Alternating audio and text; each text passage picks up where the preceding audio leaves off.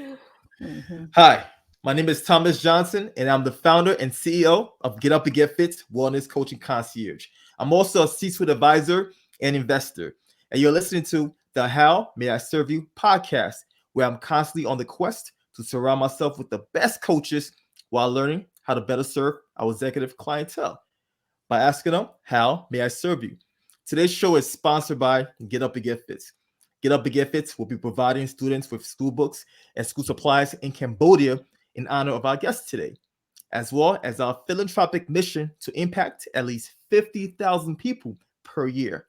And today's guest is Nickquolette Barrett. Nickquolette, how are you doing? I am doing well. So glad to be here. And I just love your mission. Yes, I am excited about it. Awesome, awesome. And I just love Mhm, your energy.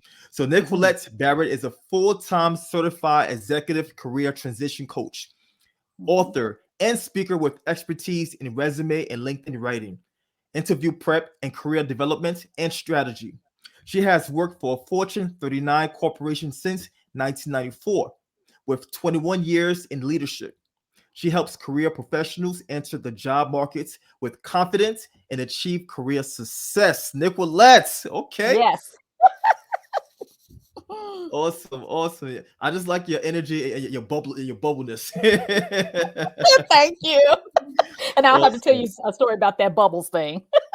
Here we go. Mhm, So yeah, this is mhm, the perfect time to tell a story. So I want you to tell the audience mhm. who you are, where you're from, and how you got started in the culture space. Oh my gosh. I mean, one of the things that I've always been able to do is really connect with people on different levels, all through high school, even college, or what have you. And always being kind of the person people will come to talk to about different things. So it's almost like a natural thing that I've had. Didn't think anything about it because that's just me. So, you Hmm. just never think about those types of talents and skills that you have until it becomes like, oh, maybe I can leverage this to help people in a monetary way. So leveraging your own natural talents, right? So one of the things, because I've been working in corporate America for so long, an opportunity presented itself to get a whole lot of people ready for potential promotions because the company was going through major changes and a whole lot of opportunities were opening up. Now, as a leader in corporate America, you are already tasked with developing your staff, Hmm. developing them for the pipeline, succession planning, all of those things. But what happened was that it was on such a massive, I guess, platform that it was so many people I had to do at one time that's when it really, I guess, illuminated my skill set. And one of the things that happened, I had a team of 11 people. And Hmm. then within that team, I got half promoted within 3 months. And then I got the next half promoted. And only one didn't get promoted because she was getting married and relocating and leaving the company. So Okay. here I am Okay. with no team. And two of my employees came back to me and said, Miss Nickquolette, you're really good at this. You should, do a business. I said, a business? And here I am. I'm the corporate girl. I'm trying to climb the corporate ladder, right? Hmm. Never in a million years would think that I would be able to do this. And so I put like a little blurb out literally on Facebook because I've worked with so many different teams and led so many different teams and even my peers. I put a little blurb out on Facebook what I was doing, the results that was happening within the organization. And then I started getting social proof. People I worked with down through the years. Oh, yeah, you helped me do this. That's why I got this promotion. I got this raise. I'm like, what? Y'all get all this money. And I've been doing this as a hobby for free. I said, oh my, didn't even realize that I can leverage that. And so that was back in 2013 going into 2014. And when they came to me and said that, I said, well, let me see if there's anything about this. So when the rest of my team got promoted, that's when I started getting, and I put it out on Facebook, all the social media. That's when people start inboxing me, asking me how much would I charge to help them. And this is external outside of the organization. I'm like, I don't know. So you know what I did? Like any girl would do. I said, let me get my manicures and pedicures paid. So I literally started charging up to cover that bill. There you go. There you And it go. was Awesome. hilarious. And I'm like, oh my God. So I'm getting that bill covered and stuff. Then I said, well, let me add another bill. And then it started becoming really more than a hobby. And that's when I said, you know what, let me do something to get really serious about this. So I literally took myself off the promotability list at the organization. They were Hmm. having a meltdown. They thought I was quitting. I'm like, no, I'm not quitting. I just decided to literally, I'm telling you, Thomas, become the CEO of my own career. And that's what I tell Mm, people. You have to become the CEO of your own career and not allow someone else to shape it for you. So I took my own career into my own hands. And instead of me trying to become the CEO of somebody else's organization, I said, I'm going to be the CEO of my own organization. there you go. Now, There you go. iRock Development Solutions, LLC, doing business as iRock Resumes. This is in existence. And I'm the CEO, and I have directors and the staff and everything. And yes, I still work for corporate America as well, but I'm near retirement. So I'm almost there, almost Got it. there. So, Okay. So Nickquolette, yes. I hear a little southern twang, right? Where are you from? And that's so funny. I grew up around a lot of Southern women. I grew up in Chicago.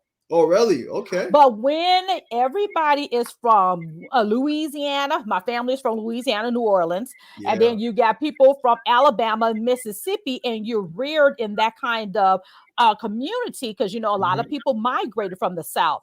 All and then people ask me, "You always say yes, ma'am." I said we couldn't not do that when growing up in Yeah. Chicago, so people assumed I was from the South. I am now located in North Dallas, Texas, so I kind of Okay. fit right on in. Okay. So now you're in the South. Yes, yes. Hmm. Awesome. Awesome. So talk to me about growing up, right? Growing up in Chicago and being surrounded with all those other folks from different places within the South. I mean, tell me about your childhood. Oh gosh. A lot of people don't know this, and this is probably the first time I'm saying this on a live. And I said I probably need to talk about my backstory There you because go. Thomas, I grew up in the hood. I Okay. am a rejuvenated hood rat, educated hood rat, a professional hood rat. So I grew up in the Chicago Housing Public Authority called the Dearborn Homes, 2900 South State Street, apartment 401 60616. I still Wow, I know it. still remember I it. even still Okay. know my phone number, but it's somebody else's phone number now because, you know, we don't live there anymore. But I grew up there. And one of the things that we were always tasked with going to our school, Daniel Hale Williams Elementary School. And then I went to one of the roughest high schools in Chicago, Wendell Mhm. Phillips High School. We were Okay. always told education will be our key of getting out of the ghetto, period. And I just happened to always love writing. And I've been always really good at all the math and sciences and all that kind of stuff because I was just crazy enough to believe that, yep, education would get me out of the ghetto. And it actually did. And I mean, Mm. I wouldn't trade my upbringing for anything. And it's so funny because if people go to my Facebook page, you will see very professional people on there, and then you will see people not so professional on there. And then Combination it's of so both funny, worlds. right? Exactly, and that's what allows me to connect with people on different levels because of that kind of upbringing. So I had the privilege of being able to go to the roughest high school, and I call it a privilege, and that's a backstory because I did not want to go to the high school, but they did have the Principal Scholars Program that Hmm. was by with the University of Illinois Urbana-Champaign because I happened to be very good in the math and the sciences. So what they said that they were going to groom us to become an engineer. So that's what the whole program was about. They taught us how to speak, how to write even better, maths, science competitions, all that kind of stuff. So I participated in that all through high school. So it was called the Principal Scholars Program. And then, so with that program, I was able to go to the University of Illinois at Urbana-Champaign, got accepted to the College of Engineering as a computer engineer. Oh Now, wow. I didn't graduate as an engineer, but I did start off in an engineering college. And what I did was because I couldn't keep up with the math, very good in the sciences, but they really didn't. I didn't really investigate how I could make a career out of the sciences. I was very good in chemistry. Me and my high school teacher, we were making a perfume, and I told him, "You're gonna name it Nickquolette." He said, "Oh, Nickquolette." The same you see me now, that's how I was in high school. Anyway, we were gonna name it my perfume because we working on this together. And we never finished it up, but it was something I was really good at. And so Okay. therefore I was always good at also as Spanish. So I took Spanish all 4 years. I won a scholarship to go to Peru, South America to study On a as an scholarship. exchange student. Nice. Okay. Yep. And that was through what is now Chase Bank. So thank you, Chase. And so they paid for my whole way to study over there for a whole summer. So I continued that path. And then back then they didn't have international business. So the university allowed me to do a major in Spanish. And you can't graduate from the University of Illinois with just a major in a language. You have to have something else. I didn't want to be a teacher, and I had so many business courses and also economic courses because I didn't know what I wanted to do, and marketing. They allowed me to double minor. So I graduated Oh, with okay, a wow. business and economics double minor with a Spanish major. So yo hablo español, pero no hablo muy mucho. So yo Okay. hablo, but I don't use it as much. Un poquito. Me hable un poquito español. Oh, excelente. So yeah, so that's kind of the background, and that's how my love of education and being able to pull myself out of the ghetto, but I would not trade my relationships at all. I had those play aunts who became my aunts, my play cousins became my cousins. So we grew up in a neighborhood. Yes, my life was running from bullets. Yes, we had to duck and dodge. Yes, I've seen so many of my friends die because of gang violence, and I've seen teenage pregnancy. But I thank God that it did not hit my doorstep. My sister, who is now Dr. Tonette Flowers, and Okay. then my brother, who is also, I think he's up to general ranking in the reserves, Navy Oh, band. okay. So we all made it out. So we were the first generation down there and the last generation to live there. There you go. There you go. Yep. That's how you break the generation curse, right? By Yes, overcoming, indeed. and Yes. I'm Mm-hmm. glad you utilize your expertise and your influences, because it's funny at that age. Our teachers and peers have a major influence on our lives, Yeah. right? Especially when growing up.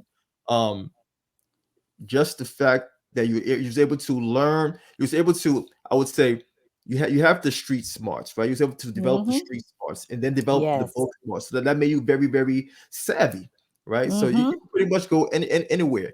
So people like you Yes. are my kind of people, because you're very flexible in terms of Mm-hmm. being able to adjust and adapt in basically in the room. Yeah, and one of the things that I was blessed with as well as a new career person before I came to the Fortune 39 company is being a part of the little group where we go out to different high schools and discuss our backgrounds.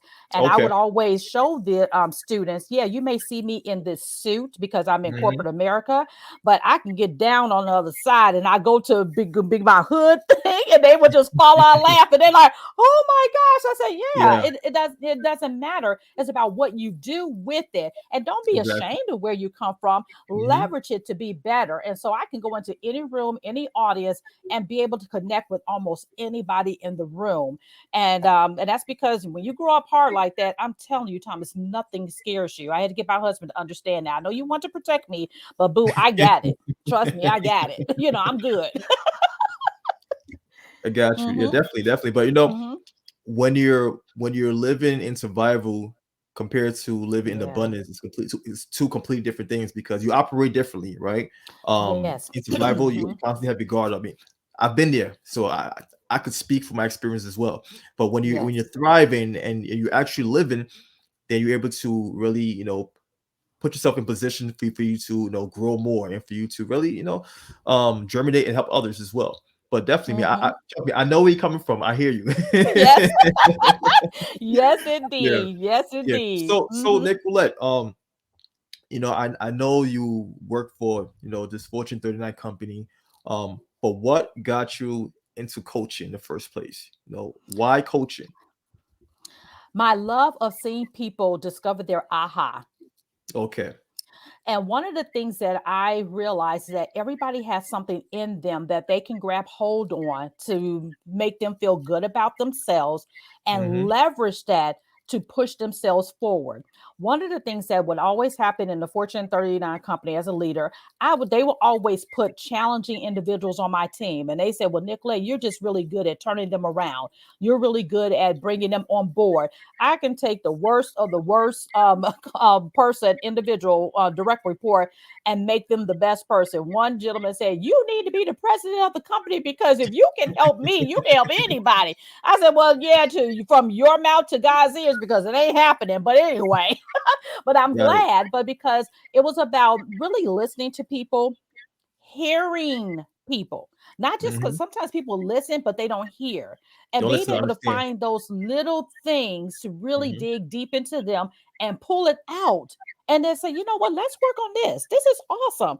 Yeah, we may have these other things, but if we leverage that awesomeness in you, that particular thing, those things will come up behind. And so, me being able to do that down through the years in corporate America has said, you know what, this is a natural fit, not only because it's a requirement on our job, but something that I love doing. And another flip side, Thomas, I don't know if I told you this, I'm also a pastor's wife. No, So my I was husband not aware. is a Okay. senior. Yeah. My husband's a senior pastor. He's been a senior pastor for shoot, almost 30 going on 30 years now. We've been married for 28 in July. So I've been a Congratulations. pastor wife for that long. So when Hmm. you're also leading people to get them to do things for volunteer for free, you really have to have that influence and stuff, right? So Hmm. was also able to leverage that ability to my coaching, so I can hear people from a spiritual perspective, from a innate personal perspective, and also the corporate perspective, to bring all that together to help them maneuver their career and also to benefit the companies, because the benefit is how they thrive in their position to help the Hmm. company thrive. And so I bring all of those experiences to be the type of executive coach I am today. Understood. Understood. I'm a PK. I'm a PK, pastor PK. Ah, So yes. both my parents are ministers. I believe it or not. Yeah, yeah. Wow. So Yeah. So you know that life, honey. yeah, I know that life very well. Yes. Having Yes, to live an indeed. exemplary lifestyle. Mm-hmm. Mm-hmm. Yeah, but would you credit your upbringing and your just the fact that you were living in the ghetto and you also were able to get out of that place? Would you credit that to your EQ, your high level of emotional intelligence? Because you Ooh. mentioned within your company you have been able Mm-hmm. to transform different people's lives, right? Because of your experience. So would you Mm-hmm. credit your experience from the ghetto and just everything else to Yeah. really provide you the tools needed to build such a high level of emotional intelligence? You know what? That is an excellent observation. So I'm going to say yes. And thank you for picking that out, coach. So, yes, I would say yes, because I never really thought about it that way. But what I think about, it aligns with it very well. What I Mhm. really think about is that I am just a people person and people lover. I know people say, well, what does that really mean? It's just that I'm able to connect. I can meet a person and they're not a stranger. I think you felt that, right, Thomas? We just started acting like we Of known each other course. forever, Yeah. and we only had Yeah. one conversation. But that's just because I love people. I love connecting with people, and I love learning about people. And so, Hmm. therefore, the more I learn, I think it goes into the back of my mind of those experiences that I learned from other people, because I can draw from that and then help people. I mean, when I coach CEOs, I coach directors, I coach even from entry level all the way through. And all of those experiences allows me to be effective. But my upbringing, I believe, is very key, because those women, and there were a lot of single households. I didn't grow up with a father in the household. So single households, strong women, and to see their tenacity, their love of their family, they can make a dollar out of 10 cents. I mean, Mm. Yeah. truly, to make that stretch, and being able to see all of those skills. And we didn't think of skills to say, no, we're poor. No, those were skills that they were able, and the sharing and the collaborating, because if one didn't have any rice, you go next door and you borrow some rice, and all of that sharing. So, and growing. So being able to be in the midst of all of that showed me how to love people where they are, in spite of and because of. And also credit, of course, God to give me that ability to see people as people. I don't care what color you are, what background you come from, and everything. Because when I think about my background, I said, I don't know that many people can beat mine. But I all the things I've been through, so I'm able to leverage that to really connect with people at all levels. It takes a village, right? The It saying really does. we hear the Mm-hmm. saying all the time. It takes a village to raise a Mm-hmm. child, and that's so true. It's You so you were true. nurtured. You were nurtured through not only your environments but the people in your community. And Yes. here you stand, right? This charismatic Yes. woman with so much Mm-hmm. energy and tenacity. Mm-hmm. Yes. And it's so funny because people don't think of those environments as community. They are. My mom passed away, unfortunately, early at only at 59, but she stayed in that community. She didn't want us to move us out. We're like, okay, we're making money, mom. We can put our money together, buy you a condo over here. She's like, no, these are my people. I grew up with, live here with them. They Yeah. protect me. I don't see a need. So she actually passed away, still living at that address. Oh, And okay. so it is a community. Yes, it was one of the roughest periods. And you can look us up and see all the deaths and all that kind of stuff, but you still have that community. They still watched out for each other. When I would go back home and go back to the hood, I still see all my friends and they're like, yeah, what's up, nigga? And so we all catching up and all that kind of stuff Yeah. because that was home. And it was a community and still is a community. And you know what? I tell people this all the time because this is something that I relate to. When there's Mm-hmm. love amidst chaos, there's always room for growth and opportunity, right? I don't care how bad Mm-hmm. your upbringing is or your community or your surrounding. If there's Yeah. love, right? If you are Mm-hmm. attached to love, you will always come out victorious. Yep, and that's so true because those women loved us unconditionally. I mean, they would celebrate our wins and cry with us in our losses, and they would just push us because they wanted us to be better. They kept pushing us. Mm, You can do this. You can do this.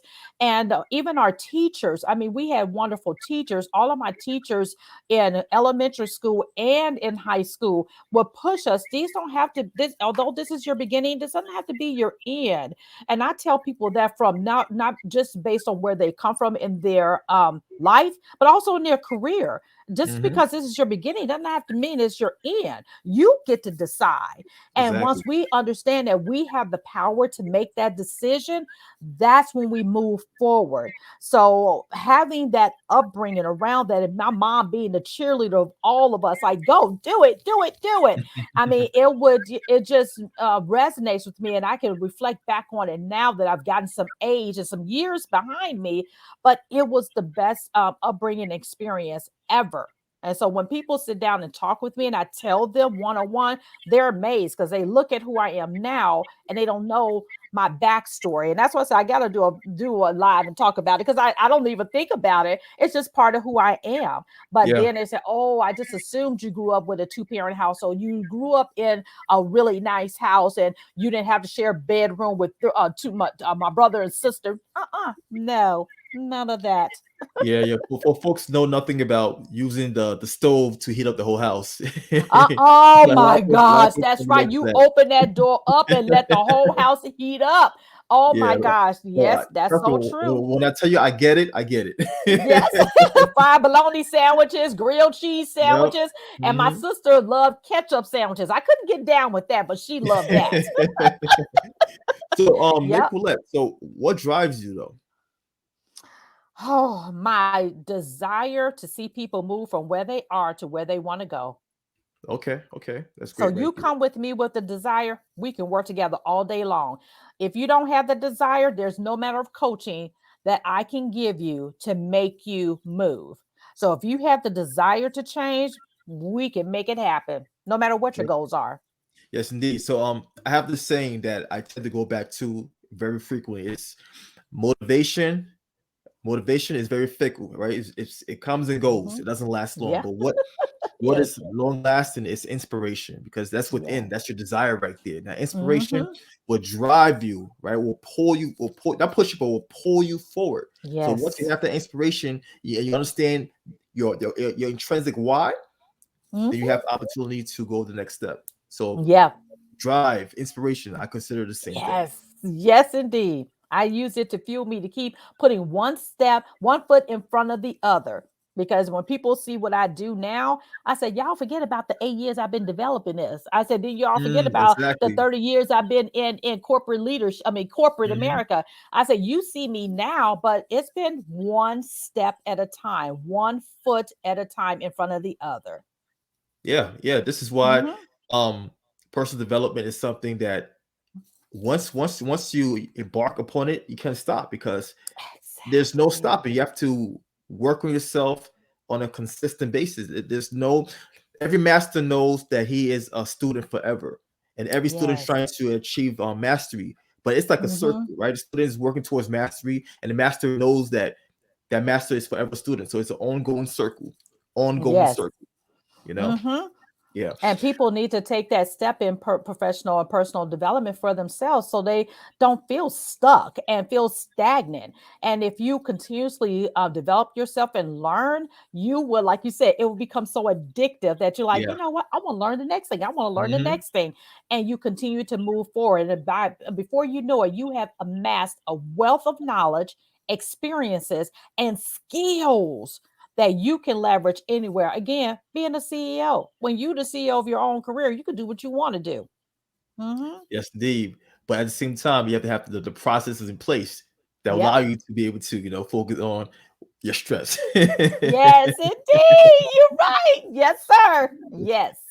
Definitely, definitely. So, Mhm. I want you to tell me a quick success story where you leverage your coaching skill set to help one of your clients transition and get past the hiccup. Oh yeah, I'm gonna talk about one. Um, let me tell you a funny story about her. She was she had to put me on layaway. You know what layaway is, right? So Talk to she, me. but she was on a payment plan. So she Okay. was, she said, you know what? I need all of my stuff done and I need help because I've been trying to get a job for over a year and I just don't know what to do. Little did I know that there are some mental blockages with her. Not only the fact that her resume and all that kind of stuff needed to be more effective, but there's Mhm. also some challenging mental blockages that she had.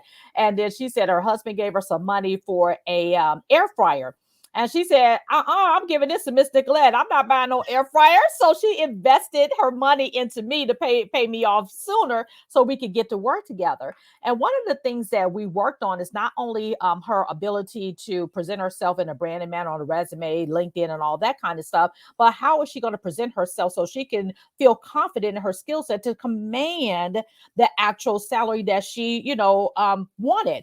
And so she was like, well, I'm just going to ask. Well, I'm like, well, just. I said, when I look at your skills and everything that we pulled together, why would you just? And that's a word I work to eliminate out of people's vocabulary, because when you do that, you're already negating and you're putting it in your mindset where you're not being able to go forward. I said, why wouldn't you do that? So therefore, just trying to get her to understand you have what it takes and you can ask for higher and then a higher range and then negotiate. Long story short, she was floored. She did everything I told her to do. And then even her husband was having a meltdown. You should just accept the 100K. I said, girl, if they, no, we going to go for more. You're not going to accept that. I want you to do these two lines. And it was tailored to her skill set, everything. I said, that's all I want you to do. Go to your nephew's graduation and don't say nothing else. Watch they come back. And so he's having a meltdown. No, because she ain't been working for over a year, right? So he's like, we about to lose this $100,000. I say, no, you ain't. You gonna get some more money. I said, you do what I tell you to do. As I said, she said, okay, I sent it. So she sent the email and then went away, enjoyed herself. But she said, Nickquolette, they are burning me up. I said, nope, you let them wait. I said, you wait, enjoy your time, and then come back. There you I said, go. because you need to understand and be able to go back to them and believe in your values and your skills and what you bring Yes, to that table. yes, She indeed. went back. So we had another negotiating strategy. I said, you go back with this number and give them this range, and this is why you'll do that. So she came back and she gave them a little bit slightly lower than what she wanted. They said, oh, well, we decided to give you the full 110. She Okay. couldn't believe it. And so she was so excited. She said, Nickquolette, she said, you sit down. I'm like, girl, I'm sitting down. Go ahead, tell me. And now her husband, I got to hire her too because I can't believe it. I said, see, I said, now when you think about that additional $10,000 that you would have lost if you hadn't believed, number one, in yourself, and then you hadn't even asked, because that $10,000, even if you take out taxes, that's what, $7,000. That's two new car notes. Do you know what that sister did? She sent me a picture of her new Mercedes. Sure did. Yep. And she sent me a picture from her office, a high rise office right here in Dallas as a consultant. And she's doing the job of her dreams. She loves it. Yep. That's awesome right there. Thanks Mm-hmm. to your coaching right there, because Mm-hmm. your ability to champion your clients, right, while they are Mm-hmm. in the gray area, right, that nervous Yes. area, is Yes. is it's very, very fascinating, because her husband was not, he was, you know, He was when you scared. have this fear mentality, when you have this Mm-hmm. fear mentality, you tend to get stuck, right? You tend to prevent Yeah. yourself from achieving more, right? So you Hmm. were there champion Yeah. on your client while her husband was scared in the background. Hmm. He was pulling while you was Hmm. pushing. Yep. While you And I were told her, pushing. tell her, just calm down. I got you, sis. I got you. Do what I tell you to do. And she's There like, you okay, go. okay. And she was so nervous, but I am their cheerleader. And I tell them that. And I say, I am your cheerleader. I am here to make sure you feel confident in the skills and stand flat footed and ask for what you want. And then that's when negotiation comes into place. Just Yes, because they indeed. say no, that don't mean it's the end. Let's talk about why. Why do you Hmm. say no? And I'm gonna Yeah, tell you why I say why I need it. And having that skill set and being there in the back of their mind when they go before the people, they can overcome that, because a lot of times it's a lot of mental blockage that people yeah. have to overcome, and we have to dig deep into that to uncover the why. And because one of hers was because she had been unemployed, so she was almost in that desperate phase that she Mm, needed this job. I said, but they need you just as much as you need them. But this is what exactly. we're going to do. So Mhm. it's basically it's a mindset shift, right? Because Yes. I mean, Mhm. I feel that a lot of people get in their own way, right? Your Yeah, they client, she was do. getting in her own way, and she had the self-limiting belief because she hadn't worked for a year, and that's tough. Mhm. That's tough to overcome. So, what would you say to another individual that's going through the same thing right now? They feel that they're not enough. They feel that they're going through imposter syndrome. What would you tell this individual in order for them to get past that and to get towards success? Yeah, it's all, and what I tell them is that don't give yourself negative self-talk, because the more you do that, the more it stays in your memory bank and disables you from moving forward. So I work on the self-talk. I want to change that negative self-talk into positive self-talk, and then believing in the skill set. So for every but, I got something even better for you, because I see you differently than you see yourself. So when Mm, they're coming to me and hiring me, that's the benefit of actually hiring an actual coach, because they can see you for who you are to help you get from where you see yourself, and then bring that together so you can move forward. That's what I do. Talk, yes, get that indeed. self-talk out, and let's change it to become positive, and get those negative deposits out and replace them with positive deposits. Yes, indeed. And Mhm. this right here is one of the biggest reasons why people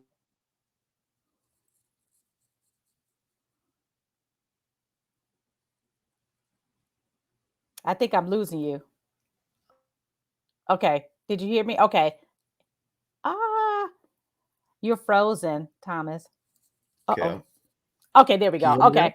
Okay, Yeah, I can okay. hear you. So, Okay, there you go. Yes, sir. like I was saying, so when you're battling Mhm. with the self-limiting belief, and you have nobody else to turn to, you tend Yeah. to really, really self-destruct or prevent yourself Mhm. from achieving more. So by having a coach, it allows you to get Mhm. past yourself, because now it's no longer just about you going against what's in your head. You have somebody to depend on. So a coach Mhm. like Nickquolette, she has her expertise, and she has Mhm. not only the tenacity, but she has the experience and the wherewithal to push you towards success. So Mhm. Nickquolette, continue doing that, continue being Thank an amazing you. coach, and I'm proud of Thank your you. efforts. You know, Thank you so much, Thomas. I appreciate it.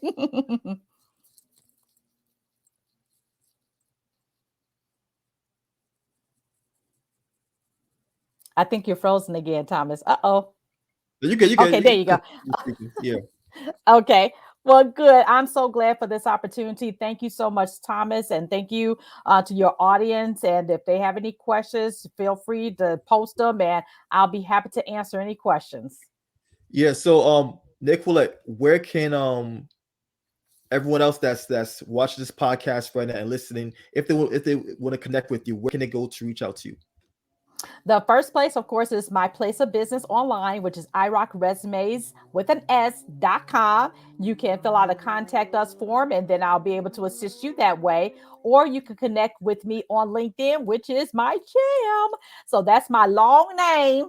So all you all have to do is put in NICKQ, and trust me, I'm the only one on LinkedIn with that spelling of a name. So you can connect with me there, and I'm on all social media under iRock Resumes. Yes, indeed. Yes, indeed. Yes, indeed. So, Nickquolette, before we wrap things up, I need to ask you one last question. All right. Yes, sir. How may I serve you? Oh my gosh, thank you. Serving me by continuously doing what you do, by putting it out there that it's necessary to connect with great coaches to help people to get unstuck. And also you serve me by with your mission. Just the fact that you have that type of mission, it makes me excited about your mission, and that serves my heart. So thank you for all that you do. Awesome. Awesome. Mhm. Nickquolette, you are amazing. You are amazing. Thank So, you.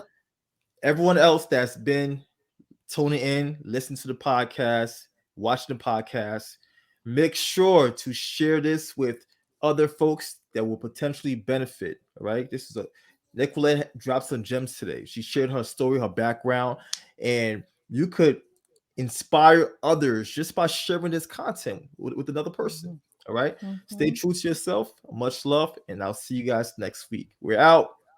Bye.